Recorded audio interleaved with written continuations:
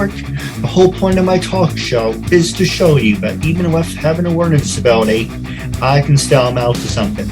And at the same time, I'm able to turn myself into an example for people out there dealing with any types of learning disabilities and disabilities to never give up and prove people wrong.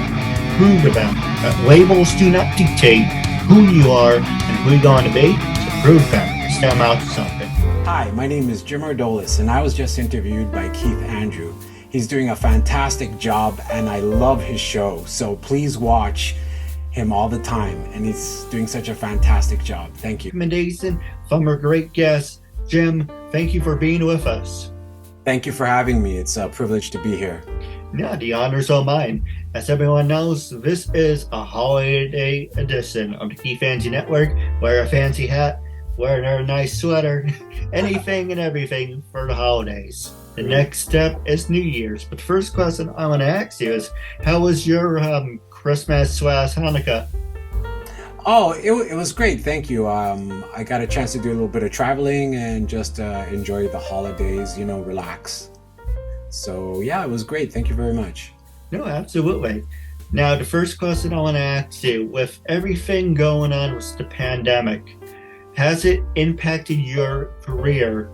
Because you own a couple companies and you are an actor, but with the whole pandemic, people always say they wish they can stay home, do absolutely nothing. Now, in a way, it's kind of a blessing and a curse. It's a curse because unfortunately so many people had to die. But the blessing is you get to sit back and refocus your career and say, you know what? Just giving me some time to sit alone and think about putting my life in a different direction. How has the pandemic impacted your career? Well, I think you're absolutely right. It did give me the opportunity to kind of step back and kind of think about what it is I want to do and I want to focus on, and how I want to go forward in terms of my acting career. Focus on taking some more classes and developing my skills and working towards the type of things that I want to do in terms of acting.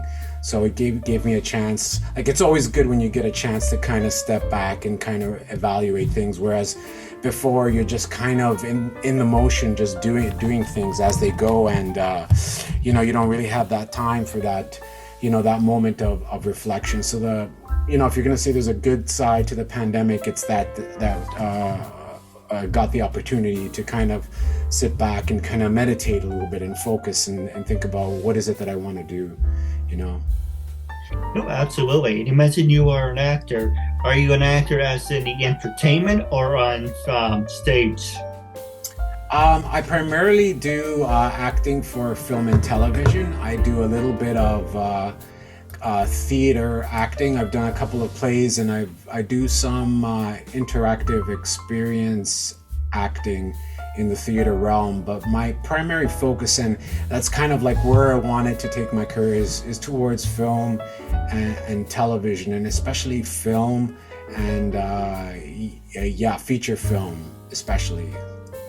Now, out of all the years you've been in film, have you ever been on TV and in videos?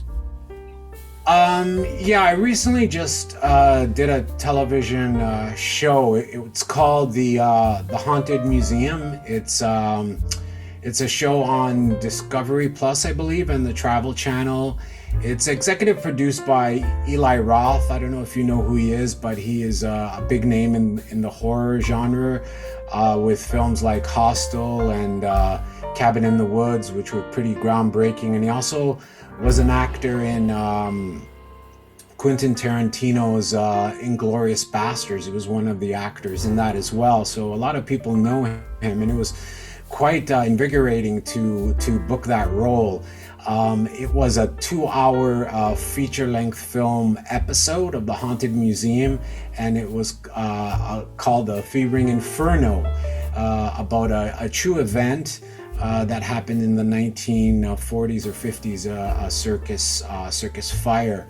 And I believe, but I'm not 100% sure, but there was actually a movie made about it, The Greatest Show on Earth in the 1950s, that kind of was loosely based around the events that this episode was structured around. So this show is not really a reality show. You kind of have a host who comes on, kind of almost like if you remember Rod Serling from the Twilight Zone, and he kind of introduces, actually the Night Gallery would be a better example if anybody out there remembers what that is. He comes out and he introduces these objects, these kind of like cursed objects, and then they go into a fictionalized story around that, and this is about the circus tent from that fire. So yeah, I just finished doing that, and I'm looking forward to doing some more. I've been auditioning for some other things right now, and like I said, I've been doing some interactive theater as well recently. So yeah, I hope people can get a chance to see that. It's airing right now on Discovery Plus. No, absolutely. And actually, you did bring up a subject I want to talk to you about. You mentioned haunted museums. Now, Yes. is that just like pretend, or is it actually haunted? It's based on an actual place that exists in Las Vegas, Nevada. It's called the Haunted Museum, and it's a real place. And there's the host is like the real owner of the museum. And yes, it's a museum of haunted objects. So yeah, whether it's, I don't know, like in this case, it was a part of a circus tent from the actual fire, or one of the costumes, I believe, from one of the clowns that was in the fire.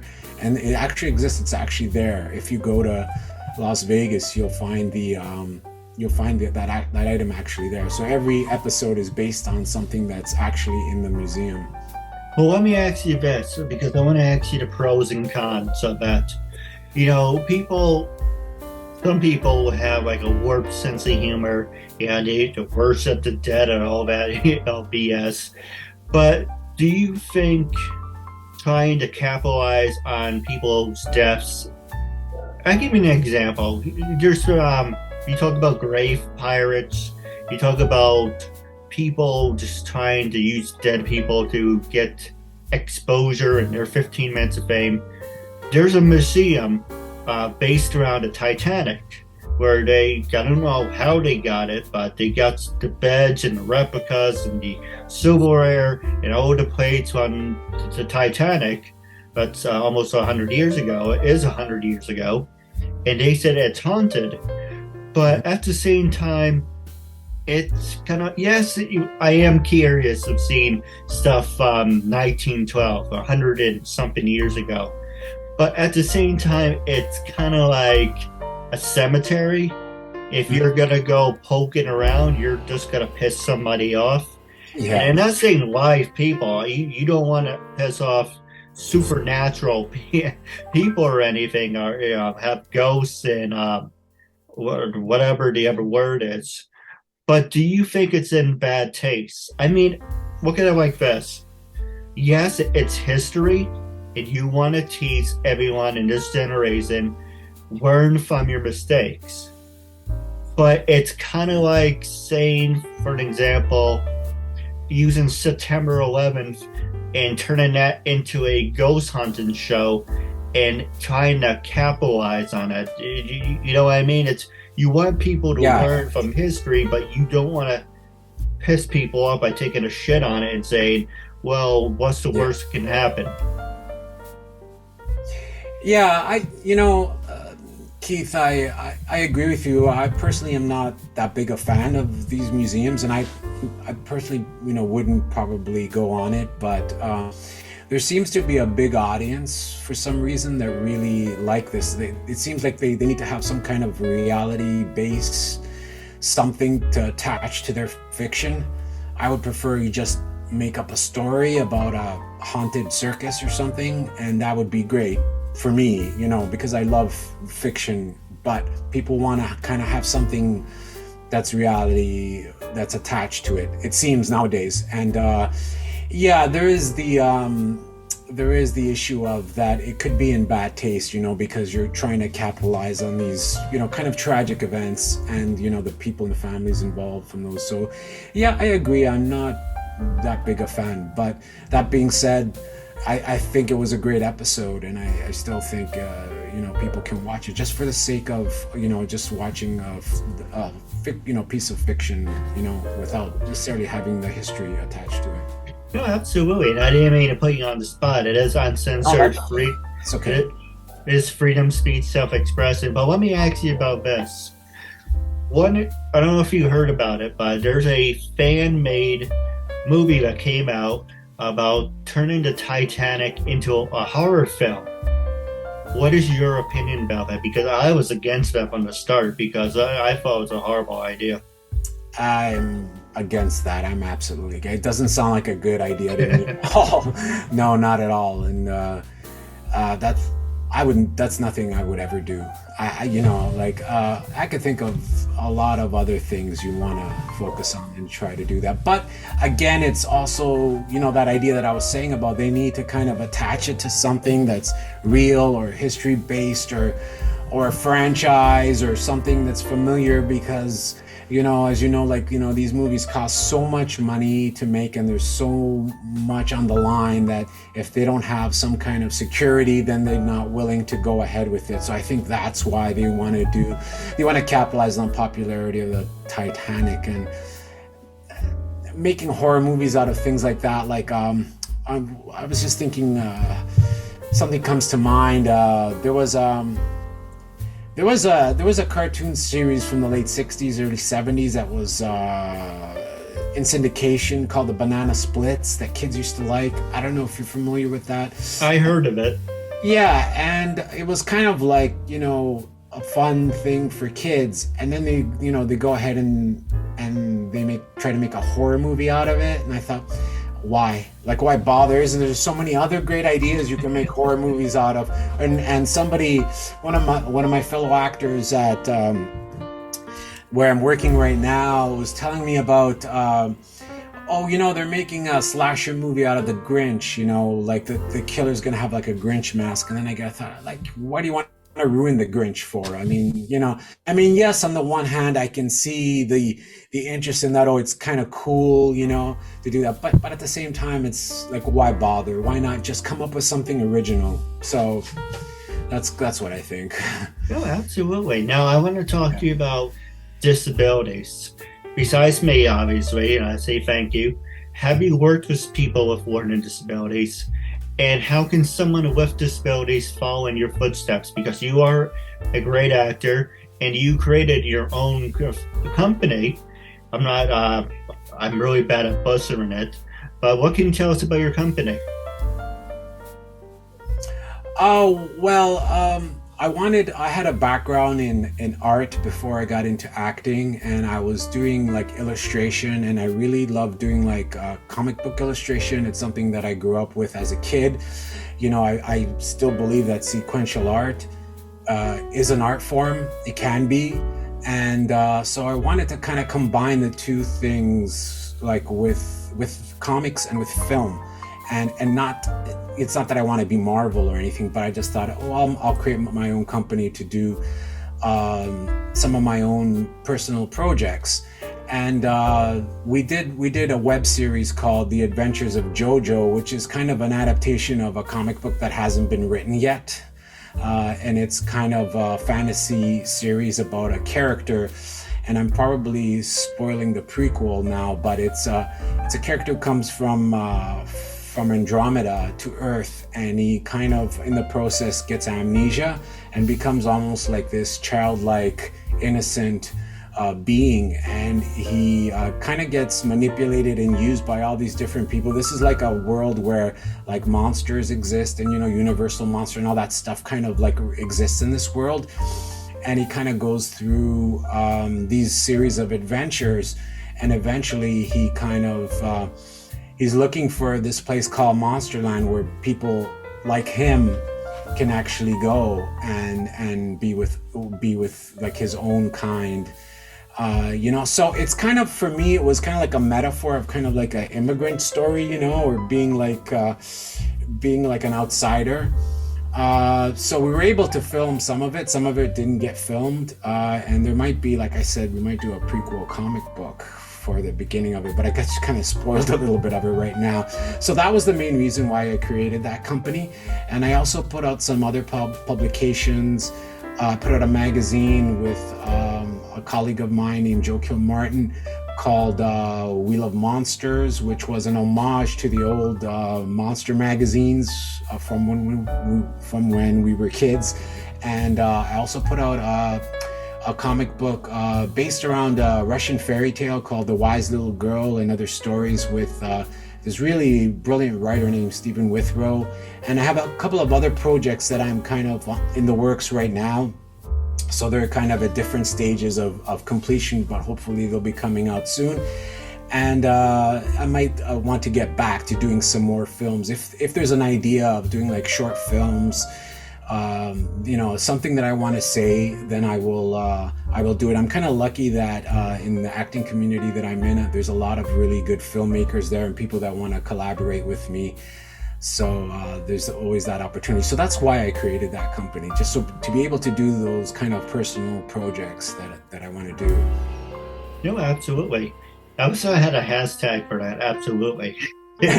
So the next thing I want to ask you, with people with disabilities who want to follow in your footsteps, what would be your words of encouragement and how can they follow in your footsteps?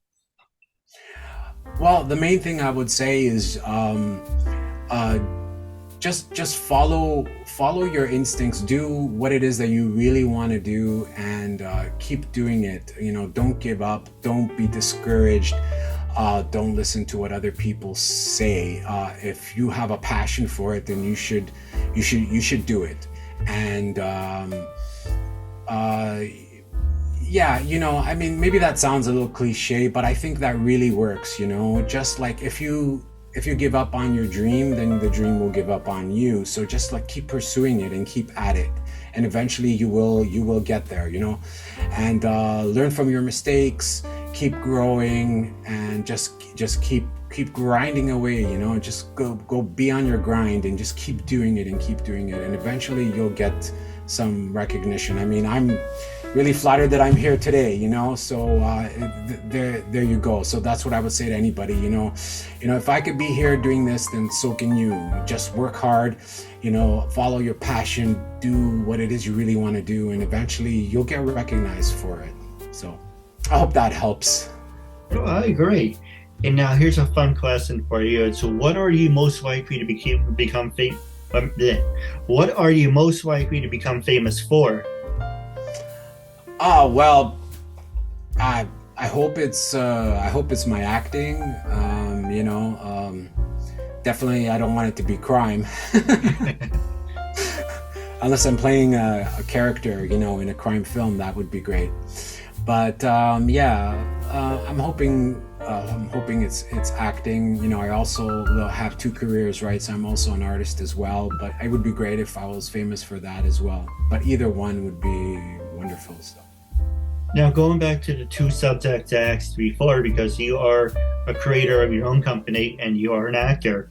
So the question I want to ask, well, from my 2 cents in, but the question I want to ask is, what attracted you to begin your career in the first place?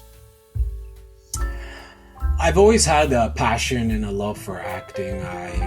Ever since I was a young age, I got involved in drama in public school. We performed different plays, children's plays, like The King and I and Pinocchio and stuff like that. And I remember in grade 8, I wrote and directed a comedy parody of Superman, and I always had this passion for acting. And I remember in my early 20s, I was in art college, and my sister's best friend was an actress, an aspiring model, and she would come by all the time and talk about what she was doing, and she said to me, "Hey Jim, do you think you might want to do some background?" And I was kind of like, "Hey, I kind of need some money, because I'm a starving artist," and I said, "Yeah, sure." So I went. She gave me the card of her agent, and I went there, and her agent was this wonderful lady. I forgot her name. Like I still remember it to this day. And she had these glasses, and she smoked a cigar, and she said, "Jim, I can get you a part in films. You could play gangsters, no problem." And I said, okay. And so she started sending me out, and I started doing background at that time. But as time went by, I kind of pursued my art career as well. I had to focus on that and kind of let that go. And then I decided at one point, hey, I want to go back. So I decided to go back and pursue acting, and to do it in a more serious fashion, where I would start taking classes. And the first thing I did was I joined kind of like this workshop in Toronto called Toronto Actors Place, TAP. And there was a lot of really great people there, different skill levels, from absolute beginner where I was to kind of like seasoned actors that had over 10 years of experience. And they kind of let me in and encouraged me and said, yeah, pursue this. And then I continued and took more classes. And I met a lot of wonderful people. And there's a lot of my friends who are actors, and they're a great inspiration to me. Just their dedication and their discipline just impresses me. So yeah, that's how I got here. Yeah, it's funny. Actually, it's starting to make me laugh. But when you say "let me in," I can just imagine you just outside the building, banging your hands off the building to say, "Let me in, let me in." Yeah, it was funny. It's funny you say that, because it was almost kind of like that. I remember I kind of found the workshop on Meetup, and then I kind of went down there, and it was at a place called a Comedy Bar in Toronto, and I just kind of stood outside in the front door, and it was almost like that. And I'm going, should I do this? Do I really want to do this? And then I go, well, I'm kind of scared, but maybe that's a good reason I should do it. And I just did it, and that's it. And just never stopped since then. Just kept going, right? And that's well, it. What was your biggest failure, and what did you learn from it? Failure in my career, or yes? Well, in general, do you think that? Well, let me ask you this: or your acting career, for your I can't speak. With everything that you accomplish as being an actor and doing plays, of course, there's failure along the ways. But for you, did it give you a different mindset of saying, I failed at this, but it gave me an idea going forward to learn from it? Oh yeah, absolutely. And I think there really is no such thing as a failure. It's always a learning experience. I think that's the mindset and the approach that you should take.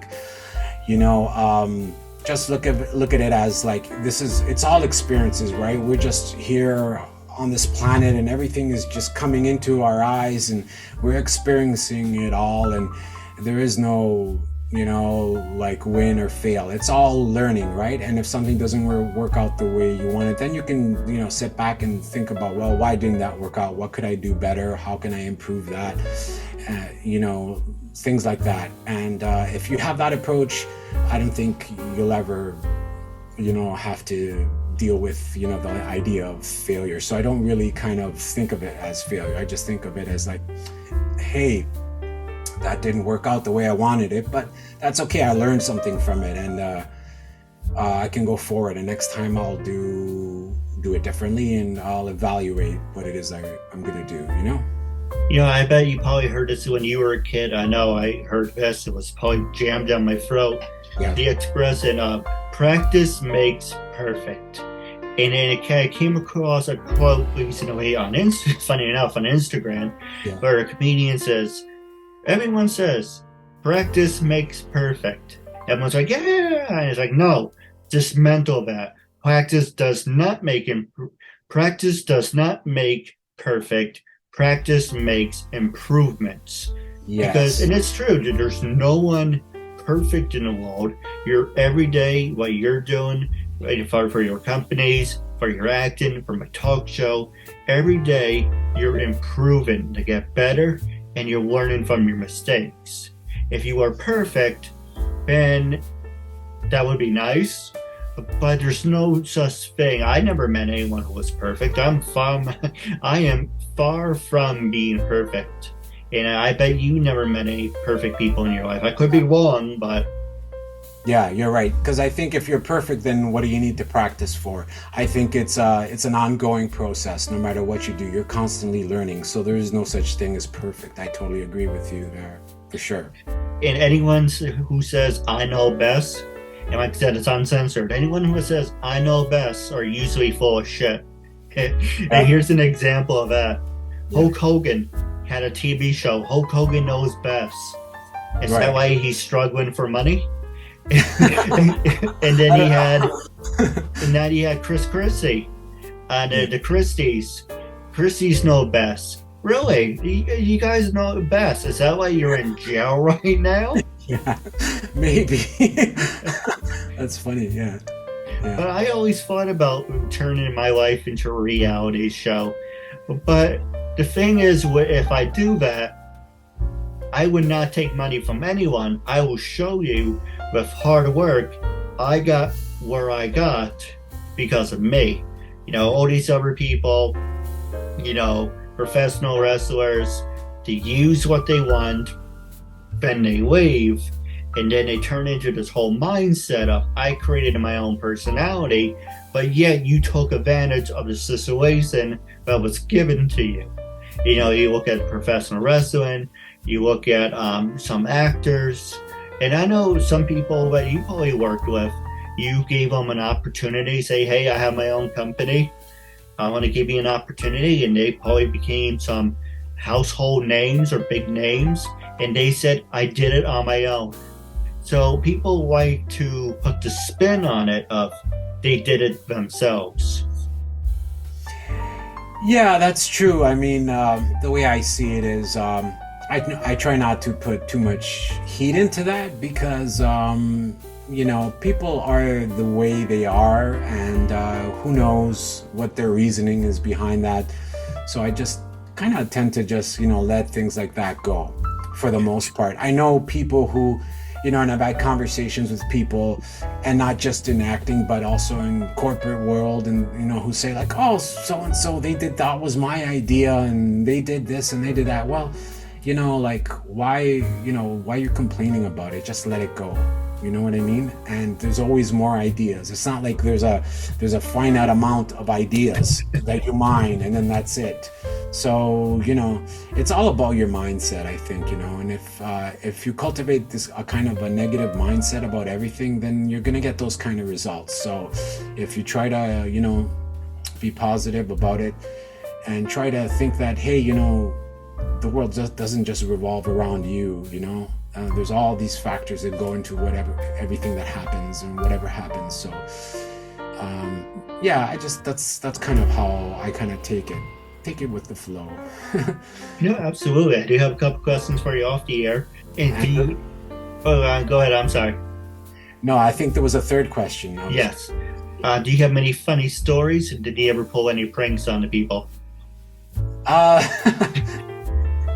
No, not really. I'm actually a pretty nice guy on set, so I don't really do a lot of pranks. I'm pretty nice to everyone, Maybe I should though. Maybe I should do more pranks, but I don't. Not really. And I want you to be brutally honest. You can say anything you want. I have no cards on my sleeve, and in the holiday spirit and everything.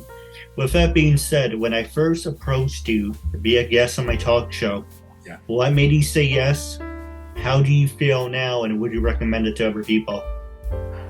When you first approached me, I was really honored. I was like, wow, I'm so glad that he wants to interview me. I mean, this is fantastic because, like I said, I haven't done a live podcast interview. I've done some kind of like the traditional kind of like article type interviews in the past, but never anything like this. So I was so excited and honored by that.